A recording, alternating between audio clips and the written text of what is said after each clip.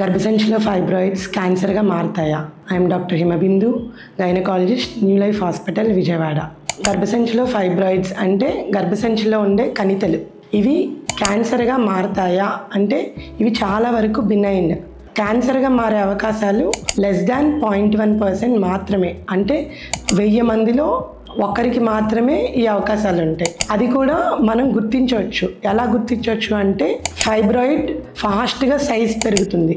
అంటే ఒక 6 to 12 monthsలో అది ఉన్నదానికన్నా 50% ఎక్కువ సైజ్ పెరుగుతుంది.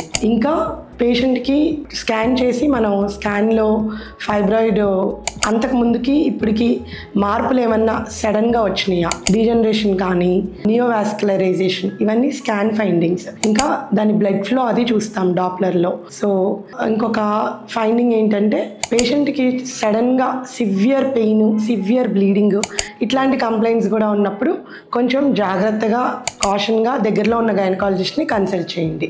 ఫైబ్రాయిడ్కి ట్రీట్మెంట్ చేయించుకోవాలా, ఇది ఎప్పుడు రిమూవ్ చేయించుకోవాలి, ఇది నెక్స్ట్ వీడియోలో చూద్దాం. Thank you.